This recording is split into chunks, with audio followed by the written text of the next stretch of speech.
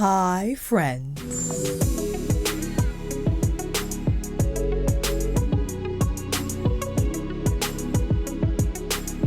Get ready with me-ish. Makeup sending PR, taking a look at what I recently purchased. That's today's vibe. Because I picked up a new shade from the Mercier Real Flawless foundation. Benefit was very nice to send me a few products.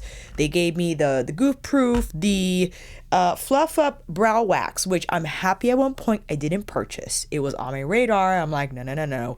Happy they sent it to me. Unfortunately though, they sent all the shades in 5, which I usually wear 3.5 in the goof proof, as well as the Precisely My Brow. I think 5 is a little too dark. They also sent me the pomade and their brush, their dual-ended brush with the spoolie on one side and the wedge on the other. Maybe deep brown will work with their brow microfilling pen, which I had used at one point, but because it is darker, that could be a thing. I'm excited to try their Gimmie Brow and Volumizing pencil. This is more of a traditional pencil in terms of it being like not the dial up, but that's very dark, so I have to be ultra conservative with how much I apply. I wanted to also share more comparisons that I missed in 2 videos. So the new makeup video, I compare the Laura Mercier to a few. Did I compare that to foundations? I was speaking about other foundations, but I forgot to mention the NARS, which it is so messy. This silly bottle, like the reason why, although I did award this best foundation of 2022, I should have really docked points for the spillage. I mean, it's a little ridiculous, but whatever. Also wanted to share another comparison to Danessa's Bellini.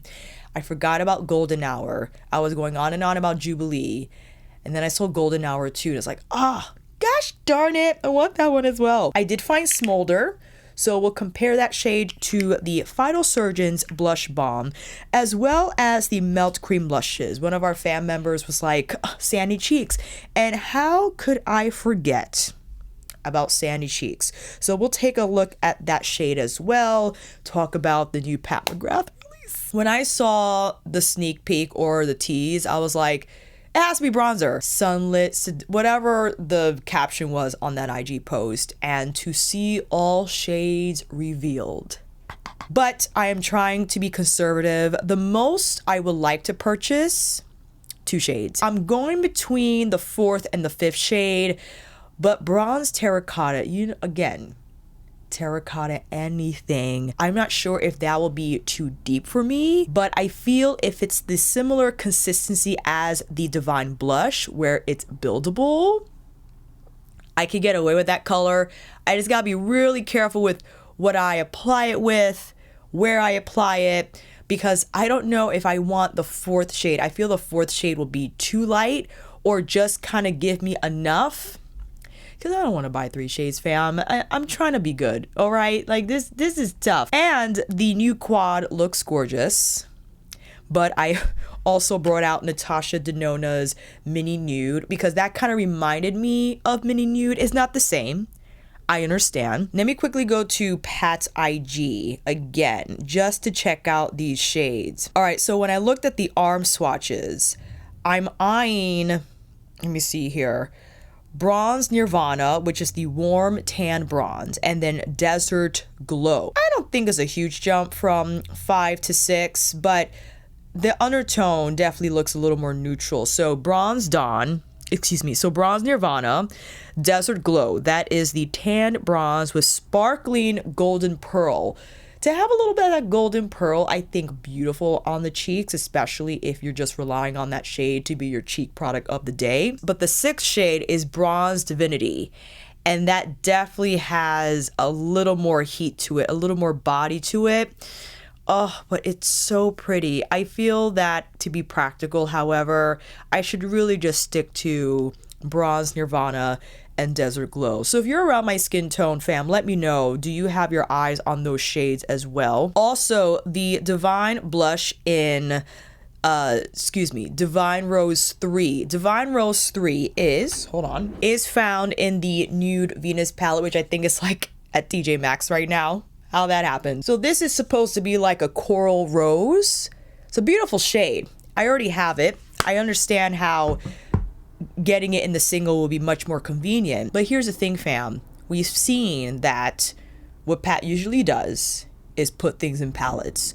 So what's coming up? I'm not sure what other major collection or major collab she is having. It is possible she's going to put multiple bronzers in one palette. Whether it's going to be the 3 setup that she had for Bridgerton, or, you know, the 4 with the highlighter, or 2 blushes and 1 highlight. Maybe she'll do like a bronze blush combination. So that's why I'm like, listen, don't buy all the things right now, because she might release like a palette, a limited edition palette for somewhere down the road, and I'm gonna feel stupid for buying all the singles. And again, the quad looks absolutely beautiful. Let me see here. It's officially, it's like Venus something. Venusian Sunrise. That dark brown matte looks, to me, it kind of takes on the hue that it's the dark matte in Sublime Mothership 2, and that sparkly Arkley shade. That kind of reminds me of the shade in Venus in Fleurs, but mine's broke. We'll see. We'll see. I'm contemplating. Let me know down below what you think. What are you going to do about it? Let's get into this get ready with me, demoing, what have you. But first, you got to come in a little closer. That's enough. I was instantly reminded that Danessa's Blurring Balm, not only a standalone product, but you can use it to prep. And I keep forgetting that. What a huge just advantage with the product that's versatile, such as the Blurring Balm. And I think a step I might have to revisit as it gets warmer and dewier, to use this first as a primer. So you can have the oil soaking capabilities as the first defense, and then you can apply whatever foundation you like on top, which would lead me to the Laura Mercier. I've been using my samples for around 2 weeks now. I really like the foundation, fam. It makes my skin exactly as the product says, real flawless, airbrushed, blurred, and I think it also holds my cheek products well, where throughout the day, my skin doesn't look, or the makeup doesn't look made up. It looks fresh, a little bit of a soft matte finish, but it's not flat. There's some radiance there. So, you know, so I'm feeling the Real Flawless. I might pick it up during the sale.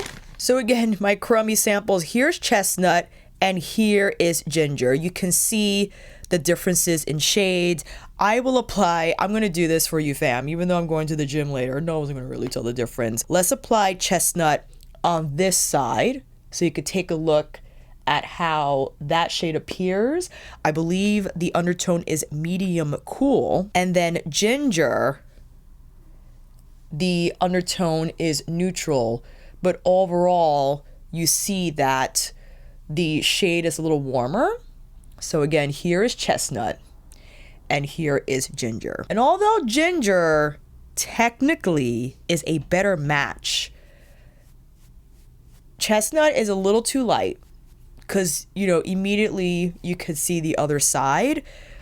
But I do appreciate the undertone. I don't know. The cool undertone works on me, where it does help brighten my skin a little bit.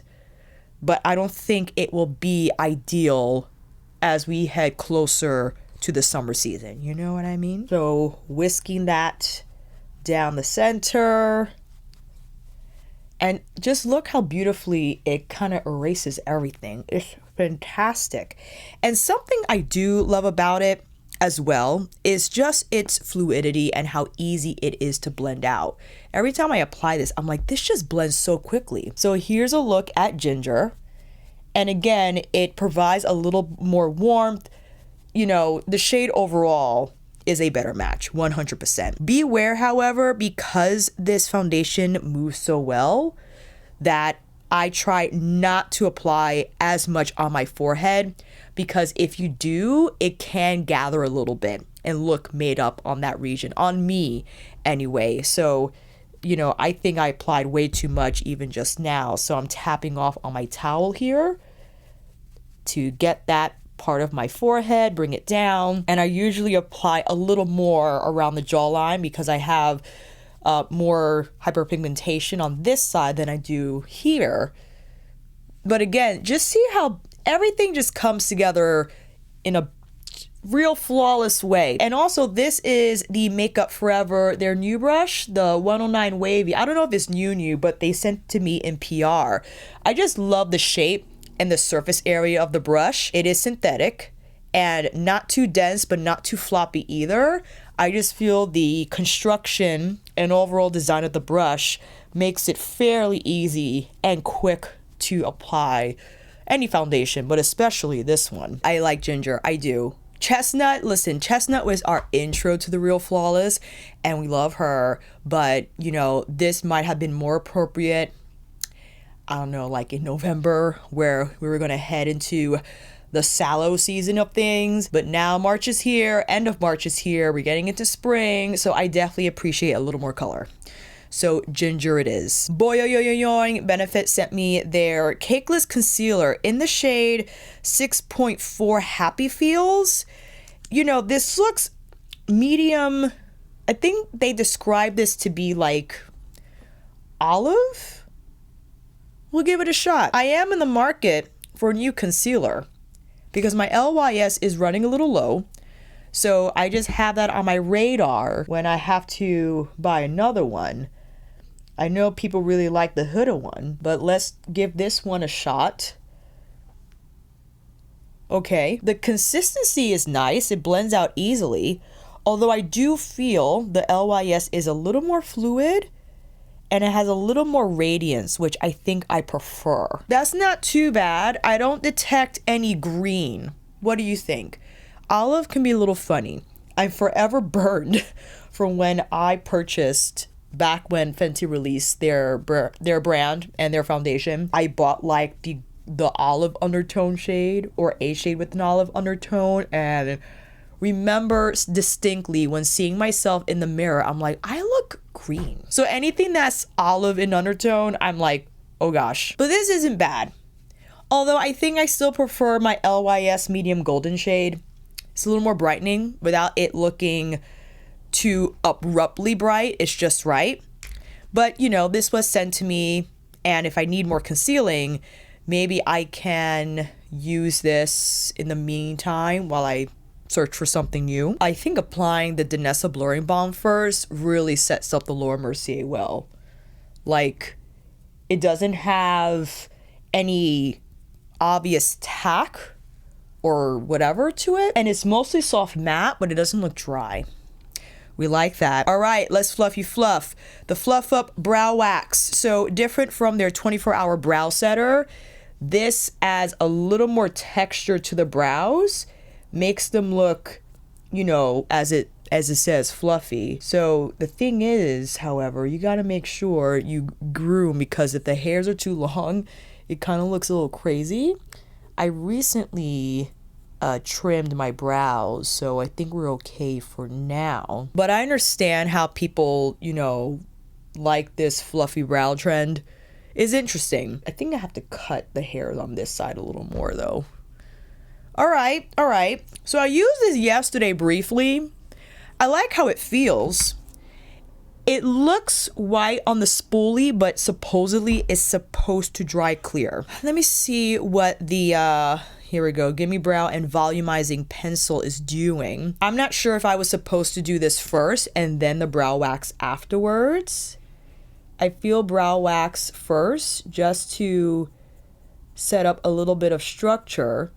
And now I'm just, with the lightest touch, since this is number 5, I like to just fill out the empty parts here on the base of my brow. Okay, and then give a little more, volume here in the front. Definitely because it's a pencil, it's drier than the Goof Proof, but I like it. It's like satisfying to use because of the pencil. I haven't used an actual pencil in quite some time, but I think the formula itself has a little more body where it adds not only color to the brows, but some extra texture as well. Not too bad, but again, the color, you see how dark it is? Ooh, that's too dark. 5 is definitely too dark. I used to wear, I think, 5 at one point. You know, I'm just not used to this. My gosh, that looks so crazy. All right, whatever. The microfilling pen. Maybe 5 will serve this product better. I don't know what it is with these like 3-pronged products. It's just satisfying to use. I feel because the skill requirement is a little lower than using a pencil. So for days where I just don't want to go through that, you know what I mean? This is where it gets tricky, that I would have to use or feel like to pick up a spoolie in order to brush my brows back and not use the pen, because I don't want to apply more product. I just want to bring the hairs back up. You know what I mean? Okay, let's see here.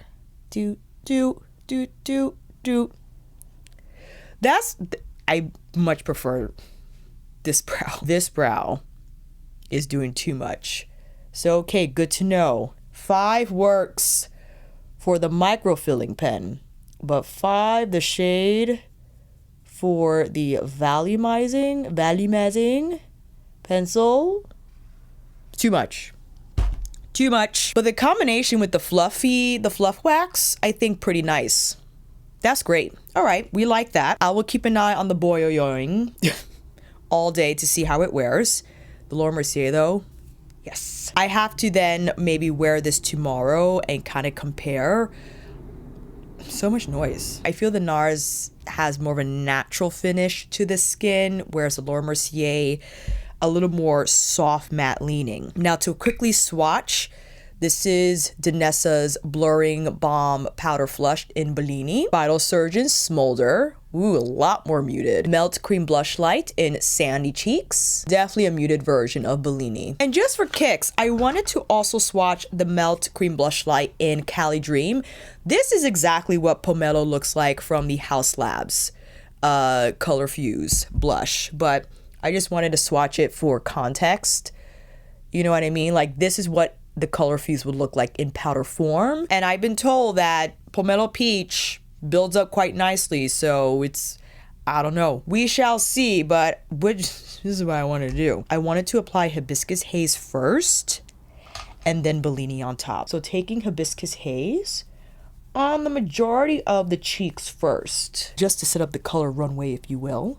A little bit here, and I also want to take it higher across the forehead. Hibiscus Haze is a fantastic color. It's just the perfect pink, but it's not too cool. It has really nice warmth to it. If you ever go overboard on the forehead, just have the foundation brush you used on standby to kind of stamp down the color. That's what I like to do. Now with Bellini, taking this and with my BK Beauty 109 mini contour, more so on the center of the face, and then I'll bring it upwards.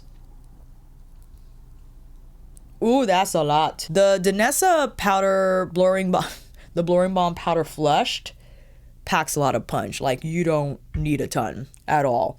One stamp with the brush, or two, lightly, will give you enough, 100%. Golden Hour, however, I think will appear a little more orange and burnt, much like I think kind of what Smolder and Sandy Cheeks is doing. And again, same thing. If you gotta punch down the color, just do so with your foundation brush or sponge. You could definitely use a sponge if you like. I like to spread this color like out. You know what I mean? That's pretty. And having a Hibiscus Haze under it just to anchor, introducing a little bit of that warm pink, I think was nice to do. All right, to lessen my FOMO about Venusian Sunrise, I'll go in with Natasha Denona's Mini Nude. Now, I'm not saying they're exactly the same. You know, I'm just trying to remember, you know, what I already have, so I'm less likely to buy something that I don't need. I definitely don't need Venusian Sunrise. If I get it, it's purely out of FOMO. But let me take the this shade here, on. Yes. It's like a beigey type of a matte moment.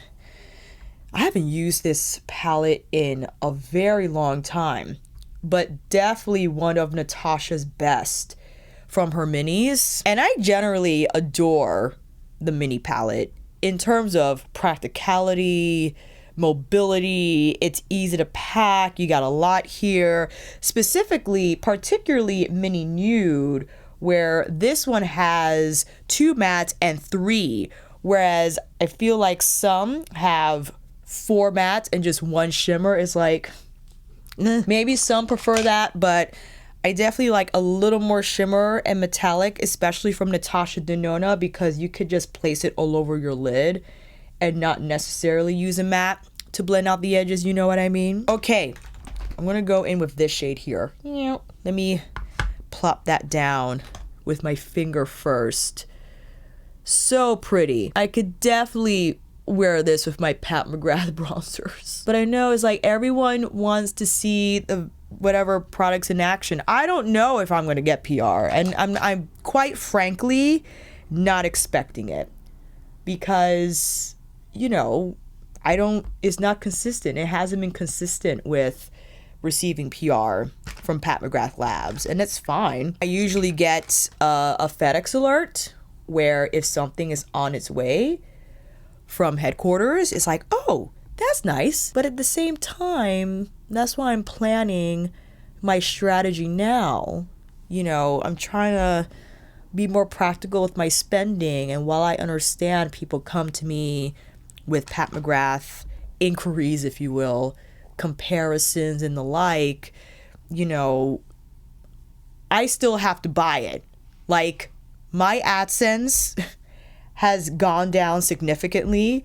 I'm not getting a lot from Google, so that means the makeup spending also has to change, and that might mean me not going in with the mahogany shade, the matte, me not buying all the things, because I don't like to be broke. And especially since I recently completed my taxes, I used Mac numbers to spreadsheet everything that I've spent over 2022.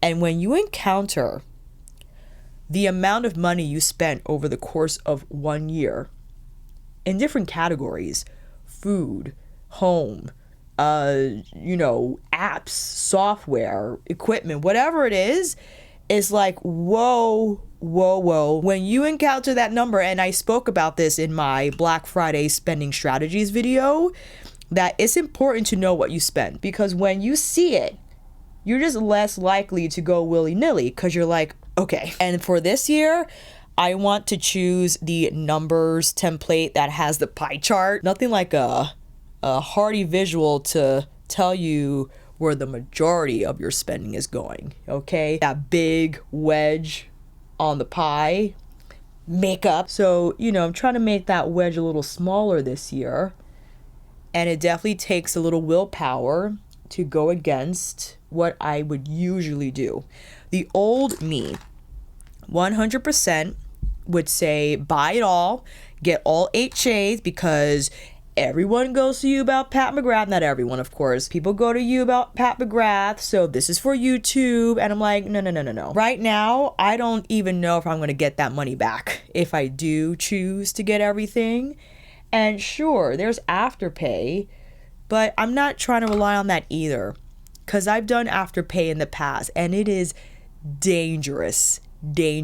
So that's my little spiel about what's going on. Again, the most I would do would be to buy the 2 shades that I discussed earlier in this video, to get Venusian Sunrise, the quad, which, oh God, which looks absolutely beautiful, but, you know, applying mini nude, can I get a similar feel of things based on what I've seen from the photos? I think I can. Now, I believe the ultra shiny sparkly shade in Venusian Sunrise has a little more pearl in terms of, I think it's going to be a little more multi-dimensional than the metallic found here. But I'm okay with that. I gotta say, I'm okay with that. I got a lot of multi-pearl moments in my collection. I mean, the fetish eyes, please. Those liquid shadows are outrageous. And Smoldering Seduction, Platinum Bronze, if I really wanted to get crazy, I have those shades. I also have a ton of different pat quads that have a matte, some sort of matte. Unfortunately, my Venus in Fleurs, the Rose Fire, I forgot the name of that shade.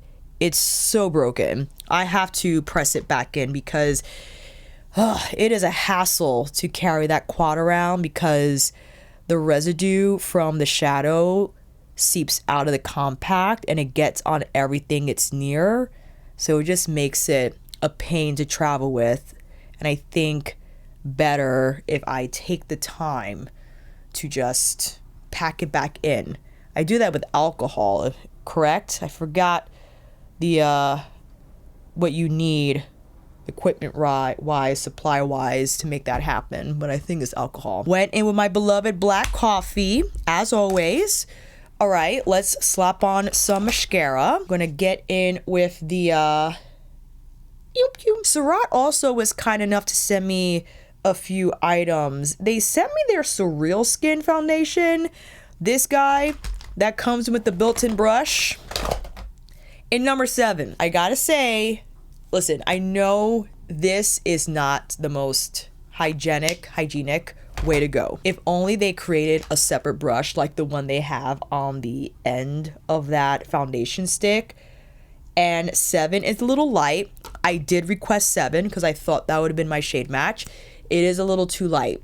However, the texture is phenomenal. It is so pretty. And they also sent me the Dewdrop, which I have to use. I haven't used in a very long time. I think kind of gives me Real Flawless vibes. Someone else had brought up the Fenty Dewdrops, which that definitely reminds me of the Real Flawless. It kind of has like that slippy type of feel to the texture. Very easy to blend, but the Real Flawless has more coverage for sure. Going in right after with my Esum, you know, this is my go-to combination for mascara. I have not abandoned it since. I think I'm due for another Kill Lash. I have another Esum on standby, but woo, this combination is, it never fails me. It never fails me. It gives me beautiful volume, definition, but like just that thick mascara lashed look, which I just adore. And now for the lip. Surratt sent me their lip slick in Bandy. This color is like my lips but better, and the lip slick is like a shiny light color balm. Isn't that so pretty? I used this before and spoke about it on my channel before, but I haven't used it in quite some time. And I was just instantly reminded by just the ease of use with the product. It gives shine. It kind of reminds me of the Suku lip wrapping treatment in terms of consistency. But this is so pretty. I don't think I had Bandy. Did I? I had the other one, which was a little cooler in undertone. But this is in the bag. So here is the finished look, and I think I'm definitely going with ginger because looking at this side of my face, it's definitely a little lighter, and I don't think will be appropriate for the summer season. So we'll go with ginger.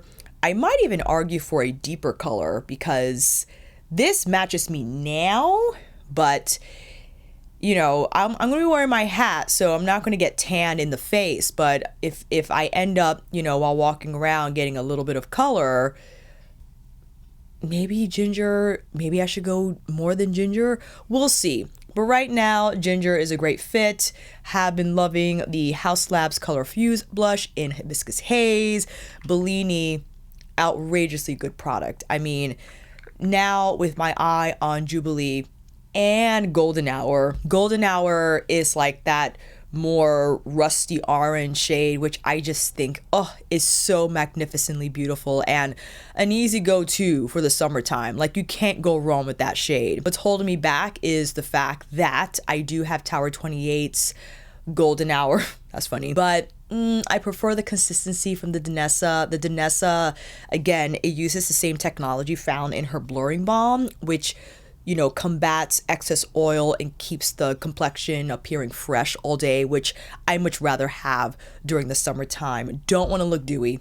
Even though I know that's like a mood and a vibe, people love to have that shine on the skin.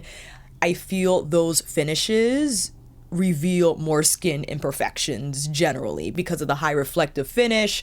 You know, the fact that the gooiness, if you will, I think enhances texture more so than a product that's soft matte will therefore blur imperfections, and that's what I'm for. I'm team blurring imperfections all the way. So I might end up, yes, getting Jubilee and Golden Hour. Someone was like, just swatch all the shades, and I'm like, don't know if I want all that blush. That's why I'm going back and forth about getting both shades.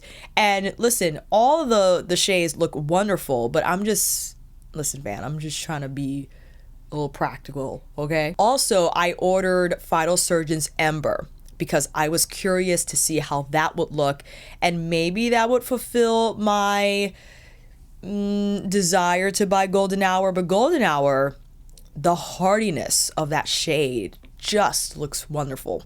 So we shall see. And then, of course, definitely looking into getting the Mercier Real Flawless. And this is all in regards to the upcoming Sephora sale spring event, by the way. If you're like, what is she talking about? Thank you, Benefit, for sending me the brow products, as well as Surratt for sending me some goodies as well. They sent me their new cleansing oil and their spray, which I'll go more into maybe my monthly favorites, you know, with using that a little bit more. But yeah, that's about it, fam. Let me know what you're looking to purchase, not only from the spring event from Sephora, but Pat's Divine, what does she call this? Divine Bronze? Hold on. The Divine Bronze collection, of course. How many shades you're taking a look at? Should I do the 2? Should I just do 1? You know what I mean? I think I'm going to get shades 4 and 5, which they have names, but I forgot already. Something Nirvana.